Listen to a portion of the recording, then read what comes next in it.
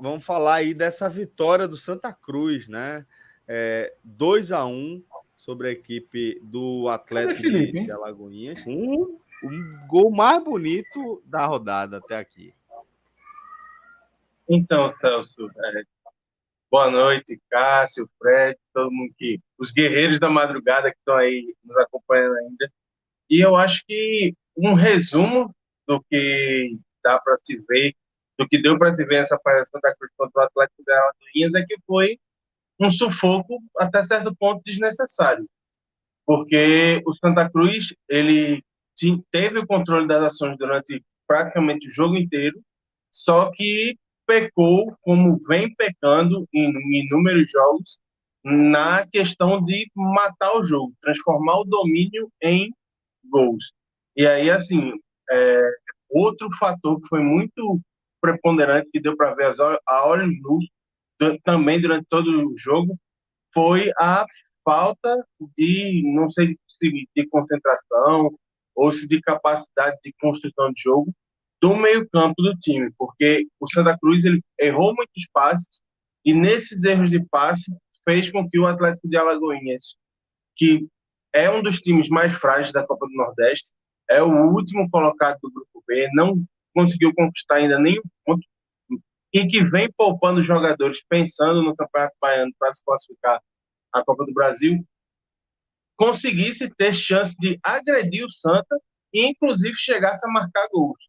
Então, assim, o Santa Cruz ele abre o jogo tentando pressionar o Atlético no seu campo, consegue imprimir um pouco de volume de jogo muito a partir do retorno dos dois laterais, coisa que foi, inclusive, citada pelo Raniel Ribeiro, que ia ser um dos fatores de crescimento do time na temporada, porque o Santa Cruz, durante muito tempo essa temporada, devido à lesão do Jefferson Feijão e do Ian Rodrigues, que são os dois laterais titulares, teve que fazer muitas improvisações jogando pelos lados, e isso fez com que os dois pontas precisassem jogar muito focados e isolados pelos corredores, ou seja, não havia espaço para que o David e o Lucas Silva pudessem transitar em campo. Eles tinham que ficar muito estáticos nas laterais, porque nas alas, né? Porque eles tinham dois laterais que vinham improvisados. Pois bem, com esses dois laterais, o Santa Cruz ganhou em volume de jogo e liberou seus pontos. E isso fez com que o Lucas Silva fosse o destaque do jogo. O Lucas Silva, que já é o cara que tem sido o desafogo do Santa Cruz, não raras vezes em jogos que eu comentei ou que eu vi o Felipe comentar, ele foi citado como o melhor jogador em campo, e hoje, mais uma vez, isso se repetiu. Ele tendo a liberdade para poder flutuar do lado direito para o meio, ele acabou sendo decisivo na partida e marcou os dois gols de Santa Cruz. O primeiro, um golaço, numa das poucas participações que o Pipi conseguiu ter efetiva durante o jogo. Ele faz o pivô, a bola sobra para o Lucas Silva, que acerta uma cacetada. E Lucas já tinha iniciado a jogada naquele drible de corpo, né? Deixou a bola passar pelo porta-luz, já fez a movimentação para ocupar o espaço vazio e, porra, um toquinho na bola, tapinha para frente, só para ficar na distância certa e acertou a sapatada, assim, lindíssimo gol de Lucas ali. Perfeito. E um gol que, assim, é muito importante para ele também, Celso, porque o último gol que o Lucas Silva tinha marcado como profissional tinha sido em 2020. Ou seja, jogador que chegou no Santa Cruz ainda na temporada passada, ainda não tinha marcado com a camisa do Santa Cruz. Então, vinha sendo destaque, era um cara que, inclusive, ele fala na entrevista do primeiro para o segundo tempo, para a partida para o intervalo, que ele estava se cobrando bastante, porque sabia que estava jogando bem, mas que estava faltando gol, e aí ele acerta um chute de raríssima felicidade, que estufa a rede do goleiro do Atlético de Alagoinhas, e quando o jogo parecia que ia se encaminhar para o Santa Cruz conseguir administrar o jogo e partir para tentar construir uma vantagem até maior, o Santa Cruz ele começa a abusar de escolhas erradas, abusar de passos errados, e aí o Atlético de Alagoinhas cresce, começa a ter algumas chances e acaba arrumando um empate numa saída de bola muito ruim do Arthur, certo? Que perde a bola para o Emerson, invade a área só espera o Jean sair e acaba complementando pro gol. E aí, assim, com 38 minutos de jogo, uma partida que poderia ser tranquila para o Santa Cruz, para poder ter a sua primeira vitória, entrar no G4 do Nordestão, acaba que começa a ficar turbulenta. A questão, ela se torna tão impactante no estádio que logo a partir do momento que o Santa Cruz toma o empate, ele já começa a ser bastante vaiado pela torcida. Numa reação que realmente mostra que a galera que estava no Arruda está insatisfeita porque o Santa Cruz ele tem um defeito praticamente crônico na temporada, que é não conseguir manter os resultados. Segurar, né? O time tá sem lastro com a torcida, o time não segura o resultado, né? Pois é. E aí, assim, mais uma vez, o Santa Cruz leva o gol, tenta com uma abafa, e aí surge novamente a figura do Lucas Silva. Uma jogada pela esquerda, do Ian Rodrigues. Ele cruza a bola, a defesa do Atlético afasta mal, cai no pé do Lucas Silva, que estava iluminado, corta o defensor e bate no canto do goleiro para poder marcar o 2-1. No segundo tempo, o Santa Cruz ele conseguiu neutralizar um pouco mais as investidas do Atlético. Conseguiu encaixar um pouco mais a sua marcação no meio-campo, que inclusive numa das minhas tweetadas durante o jogo eu disse que o gol do Santa Cruz tinha duas visões. A primeira era o erro na saída de bola e a segunda era a marcação extremamente frouxa que a defesa fez na retomada da bola do Atlético de Alagoinhas. A gente não viu essa marcação tão frouxa assim no segundo tempo. E aí, a partir desse momento em que a marcação encaixou um pouco mais, o Atlético teve poucas chances e o Santa Cruz continuou com seu volume de jogo, continuou produzindo. O time melhora bastante a partir do momento que o Maranhão entra, jogador experiente que entra no lugar do David e que faz uma fumaça ali pelo lado esquerdo, cria jogadas, só que peca muito ainda na escolha certa da jogada. Por exemplo, tem uma bola que ele arranca pela esquerda e aí ele tenta, ao invés de bater para o gol, que tinha a oportunidade, que entrou livre na área, ele tenta o toque para o meio e aí a bola passa atrás do Lucas Silva e a jogada acaba se perdendo. Então, assim, o Santa Cruz não sofreu tanto perigo, mas poderia ter ampliado ainda mais o placar, coisa que não conseguiu. E aí é aquela história, né? Nos minutos finais, fica aquela incerteza da torcida de, poxa, a gente já viu esse filme algumas vezes, do time pegar, fazer o resultado e nos minutos finais tomar um empate. E aí fica aquele clima um pouco pesado, até um pouco hostil no estádio, até que finalmente o jogo acaba e aí a vitória se concretiza. Primeira vitória do Santa na Copa do Nordeste, vitória que coloca o Santa no G4, né, atrás de Ceará e CSA no grupo B, e que pode ser aquilo que faltava para que o time do Santa comece a demonstrar o potencial que mostrou nas primeiras partidas do Nordestão, que, pelo menos na minha opinião, foi o melhor recorte que eu vi do time. O time já está um pouco diferente, né? Daquele momento. Foram chegando algumas peças, mas essa atuação de Lucas Silva hoje, eu acho que para o ano que ele vinha tendo é algo muito positivo, porque ele já tinha falado algumas vezes, ele era quase um nome tabelado em relação aos destaques do Santa nessas partidas de 2023. Porque ele vinha sendo o escape ofensivo mais efetivo do Santa, de conseguir passar a marcação, de conseguir a linha de fundo, de conseguir produzir uma jogada na ponta, mas vinha tentando algumas finalizações e não vinha obtendo êxito, e no caso há muito tempo, né, desde 2020, como você falou. Ano passado, a passagem de Lucas Silva é bem curiosa no Santa, né? Ele chega em maio do ano passado, vem lá do 15 de Piracicaba. Foi até levantamento de Camila também, não sei se a gente também fez no NE, pode ter lá também. Os 8 jogos que ele jogou na Série D, ele entrou nos 8 no decorrer. Ele foi um reserva de luxo, né? Ele foi acionado nos 8 no decorrer. E mesmo com o fracasso que o Santa Cruz teve na campanha da 4ª divisão, permanecendo na 4ª divisão, ele foi tratado como uma exceção, uma das exceções daquele time para manter para essa temporada. E nessa temporada, ele já na condição de titular, ele já vinha bem há várias partidas. Então, na hora que ele consegue desencantar, e como o Iago falou, com um golaço primeiro, e o segundo também foi bonito, tá? Ele pega um rebote, corta o marcador, bate chapado, e no cantinho tira do gol, o goleiro nem pulou, porque deslocou tanto o goleiro ali, o goleiro nem para fazer o Agamenon. Ele é o principal jogador do Santa e esse jogo hoje acho que era algo que ele vinha merecendo pelo que ele vinha fazendo até aqui, muito mais do que todos os outros atacantes. Assim, todos os outros, mesmo de quem joga como centroavante, já teve até jogador saído, jogador que já chegou, Pipico muito apagado durante a partida, o ponto do outro lado rende muito menos. Mas nesse caso, para o Santa, também é importante pontuar, para não ficar só... A própria torcida do Santa, como o Iago falou, o comportamento de já na hora que teve o gol de empate já está ressabiada, mesmo com o time estando invicto. Inclusive, até abrir um parênteses, nesse momento o Santa Cruz é o único clube de futebol de Pernambuco invicto no ano, porque o Sport perdeu do Ceará e o Náutico tinha perdido já no primeiro jogo contra o Central pelo Pernambucano. O Porto perdeu um jogo, perdeu do Retrô, e o Retrô perdeu do Sport. Entre os clubes que jogam no Pernambucano e não tem ninguém invicto.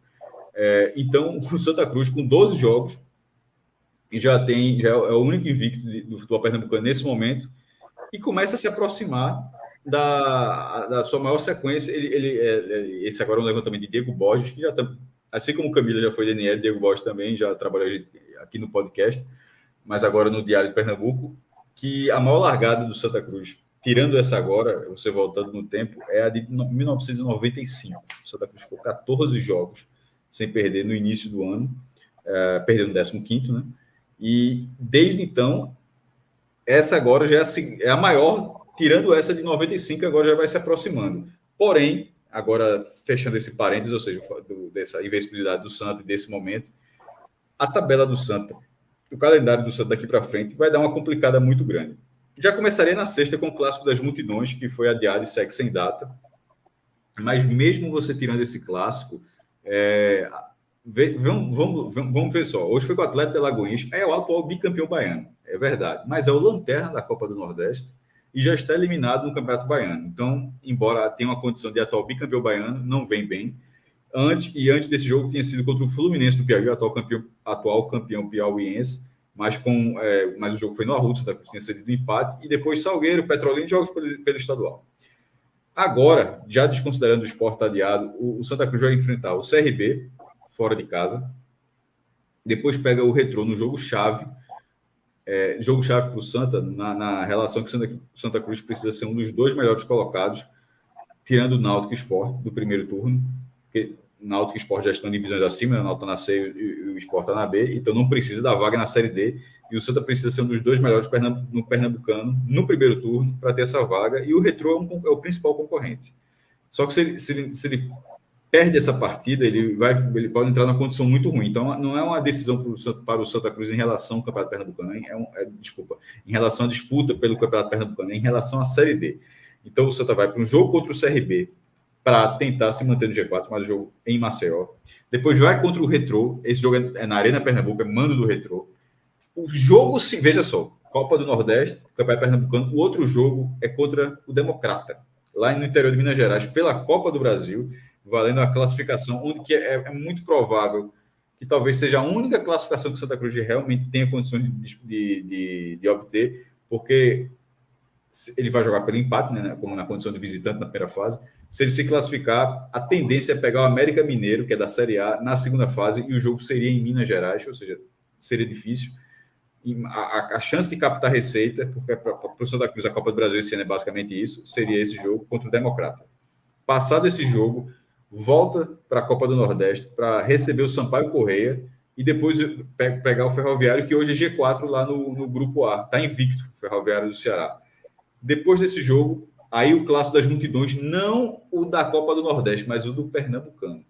Então, a partir de agora, feita a invencibilidade do Santa até aqui, ele pode continuar, né? Ele, obviamente pode continuar invicto, mas o time de Ranieri, que vinha tendo muitos problemas em relação à regularidade durante a partida, e não era só, como a gente fala, time tal teve problema de finalização, time tal fisicamente está mal. No Santa Cruz era um conjunto disso tudo. Mesmo com o time estando invicto, tanto é que, veja só, o Santa é o único invicto no futebol pernambucano nesse momento, e há uma insatisfação em relação ao time com problemas, que há muito que melhorar ainda para a temporada como o Santa Cruz imagina. E daqui para frente, eu acho que o sarrafo vai ser muito diferente. Eu acho que a entrega do time. Teve até uma frase dura, inclusive, de Ranieri em relação ao Anderson Ceará, da não utilização, de estar abaixo tecnicamente, técnica e fisicamente. Veja só, o treinador já está deixando claro a insatisfação, a necessidade de peças para ter esse time formado. Porque se eu estou lendo essa tabela aqui, o Santa Cruz tem consciência dessa tabela, do grau de dificuldade que vem daqui e a importância dessas partidas. Primeiro, entrou no G4, poderia estar numa condição melhor se não tivesse empatado com o Fluminense de Teresina, mas ele está, veja só, com o grupo B tendo situações diferentes do que se imaginava, como o Bahia tendo 1 ponto em 9 disputados, por exemplo, o Santa Cruz está no papel dele. Embora tenha tido toda aquela conversa, e até o jogo contra o Fluminense, que seria um reserva, acabou tendo uma formação titular, porque o jogo do Ibis foi adiado, e o time acabou empatando, mas agora o Santa está no G4, ele não pode abrir mão disso. Mesmo que volte a ter esse discurso, como teve lá no jogo contra o Fluminense, venha a ter contra o CRB, o CRB vai ser um time assim, porque depois tem o Retrô. Eu acho que já não, a importância do Retrô está lá, e o time será a força máxima, mas você também precisa valorizar a campanha da Copa do Nordeste, porque também daqui a pouco vai fazer isso para a Copa do Brasil, não vai fazer isso na Copa do Brasil. Chegou no até momento... Porque só para completar, até porque para o jogo do CRB, o Santa Cruz tem 8 dias para poder se preparar. Então, assim, há um tempo de descanso hábil do time para poder chegar mais inteiro. Então, não teria tecnicamente necessidade de poupar para esse jogo. Essa conta vai chegar em algum momento, porque dos times que a gente cobra aqui, o Santa Cruz é aquele que tem mais jogos a cumprir em relação a... Ele tem um jogo adiado, que é esse jogo do Retrô, inclusive. Esse jogo do Retrô é um jogo da primeira rodada. Ele vai pagar esse jogo agora, um jogo adiado. Vai ter um jogo adiado do Ibis, que vai ficar mais para frente, e esse clássico das multidões. Uma hora essa conta vai chegar. E sobre esses 8 dias, são os 8 dias do Carnaval, né? Que, na verdade, não seria esse tanto de tempo. Tanto o Santa quanto o Sport eles vão ter o mesmo tempo de descanso, que é porque não vai ter o clássico das multidões, que... Seria na sexta-feira. E caso alguém não saiba, o motivo de não ter esse clássico das multidões é porque sexta-feira, no Recife, já a abertura oficial do Carnaval do Recife, embora o Carnaval comece no sábado, né? Mas assim, a abertura do Carnaval é na noite de sexta-feira. E assim, não dá para ter. E o efetivo no Recife Antigo, milhares de pessoas, 50, sei lá, 60 mil pessoas, sei lá quantas pessoas vão para o Recife Antigo. Não tem como a Polícia Militar fazer a segurança disso e ter o clássico de maior periculosidade da cidade, pela quantidade de gente que envolve, pelo histórico, tudo que seria o Sport Santa Cruz na Ilha do Retiro. Então, esse clássico foi adiado por esse motivo. Agora, pode colocar de novo a mensagem de Atos, eu não cheguei nem a ler. Cássio, o Santa teve uma tabela favorável, tirando a Vitória fora. Tirando o Vitória fora. Vitória, porque está minúsculo, mas é o Vitória de Salvador que ele está se referindo, Vitória fora. Está jogando bizonhamente. Anote, não vence mais nenhum. Veja só, eu não sei se não vence mais nenhuma partida nos próximos 6 jogos, mas os jogos a seguir são muito mais difíceis. E Atos, ele falou, tirando o jogo do Vitória, que o Santa jogou muito mal, mas conseguiu empate. Por quê? Porque conseguiu uma falta e teve todo o mérito para buscar o empate. Não foi, o gol foi legítimo, numa cobrança de falta com mérito total diante daquele lance, mas o Santa foi muito mal naquele jogo. Ainda quase perdeu aquele jogo, mesmo empatando aos 50, porque aos 51 o Vitória ainda teve uma oportunidade de fazer 2-1. Mas aquele jogo realmente foi um time fora da curva em relação ao que o Santa Cruz disputou até aqui. Então, é só um alerta, tá? Não é dizendo que agora vai perder todos os jogos, fazendo gosto ruim, não é nada disso, não. É só um alerta para não ter oba-oba. A gente tenta falar da forma mais clara possível aqui, quando tem um cenário mais próximo a um futebol mais positivo, e nesse momento agora não será. Então, Ranieri não teve muito tempo, né, porque a gente ainda está, querendo ou não, 15 de fevereiro, madrugada do dia 15 de fevereiro. Mas o desafio técnico a partir de agora é muito maior, e como o Atos falou, eu acho que o Santa Cruz vem jogando mal. Lucas Silva o Santa Cruz tem alguns elementos, tá? Arthur, é um elemento positivo. Lucas Silva é um elemento positivo. Marcelinho, quando entrou no outro jogo, tem entrado bem. Maranhão entrou. Maranhão é foda. O jogador Maranhão, ele entrou bem nessa partida. Mas. Dancei nessa também hoje. É foda. Mas, de uma forma geral, eu acho que o Santa Cruz vem tendo mais peças com desempenho abaixo do aceitável do que peças no desempenho aceitável. E isso é muito ruim. Se a gente acaba de falar no bloco anterior de que o Sport coletivamente estava bem, perdeu o jogo, mas estava bem. Pô, o Santa Cruz ganhou o jogo. Então, assim, é óbvio que é melhor ganhar o jogo. Não é o resultado. A gente aqui, nesse momento, é só falando de futebol. É óbvio, um ganhou, o outro perdeu. Isso não está sequer discutindo isso. Mas é aquela vitória que quando que você consegue antever que com o desafio técnico ela vai ter um pouco mais de trabalho para sair. A tendência é que isso aconteça. Uma surpresa seria, a partir de agora, o Santa Cruz ter um desempenho diferente disso. Então, eu acho que, como o Iago falou, há tempo para ter esse desempenho diferente ainda. Há tempo. Mas, até aqui, eu também não... Eu concordo com o Atos, que mandou a mensagem. Eu acho que é um desempenho que não inspira muita confiança para a tabela que vem a seguir. Sendo bem franco, é assim que eu enxergo nesse momento. Tá no mudo, Celso. Massa. Vamos agora para a gente fechar a nossa programação de forma objetiva com os destaques do Santa Cruz nessa vitória sobre o Atlético de Alagoinhas. Iago Mendes, na sua opinião, quem foram os destaques do Tricolor? Então, acho que, de maneira bem objetiva, não dá para não dizer que o Lucas Silva foi o cara mais decisivo, porque marcou os 2 gols, jogou muito bem e vem jogando muito bem ao longo de toda a temporada, tá? O Maranhão, ele fica em segundo lugar por conta do salto técnico que o Santa dá depois que ele é inserido na partida, certo?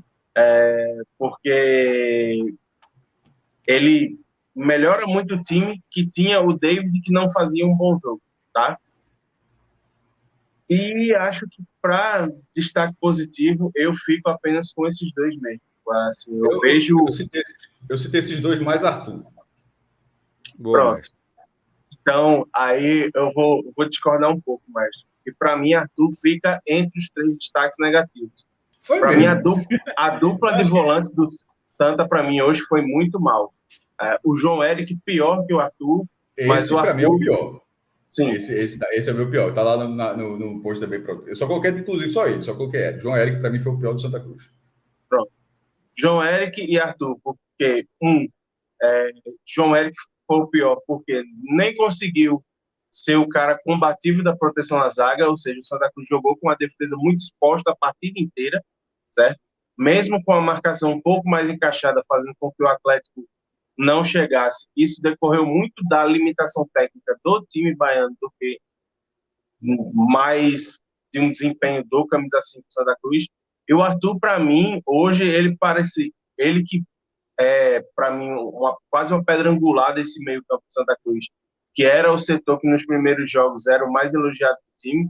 Hoje eu vi ele com um poder de marcação muito abaixo do que a gente está acostumado a ver, marcando de maneira frouxa, assim, errando muito passe, não conseguindo dar dinâmica à construção de jogo, que é fundamental para que o Santa consiga um salto de qualidade na temporada. Então, assim, o Arthur, para mim, é uma peça-chave do time do Santa. E quando ele não joga bem, toda a criação do time fica bastante prejudicada, tá?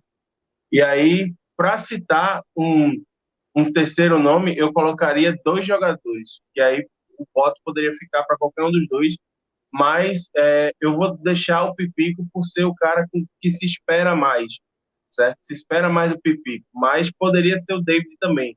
E foram 2 peças que pouco apareceram, pouco contribuíram, e que não conseguiram dar ao Santa o poder de definição que era necessário para esse jogo. As chances foram criadas, mas o time não conseguiu fazer os gols que poderiam dar a tranquilidade para a vitória que era necessária. Inclusive, assim, só... Muito contra-ataque pensado, assim, muito mesmo, assim, impressionante. E aí, só para citar, assim, apesar de eu não ter gostado da partida do Pipico, a torcida do Santa Cruz vaiou o Ranieri quando o Pipico foi tirado de campo, né? Porque aí ele sai, acho que salvo engano, antes dos 20 do segundo tempo, e entra o Gabriel Cardoso. E aí, assim, a torcida que já não vive uma relação de lua de mel com o Ranieri, apesar do time continuar invicto, começou a vaiar bastante o treinador e chamá-lo de burro. Então, apesar de não só ter feito um gol nos 6 jogos que participou da temporada, Pipico ainda é uma figura muito importante para a torcida de Santa Cruz, mesmo tendo um desempenho, para mim, muito abaixo do esperado nesse retorno dele ao time coral.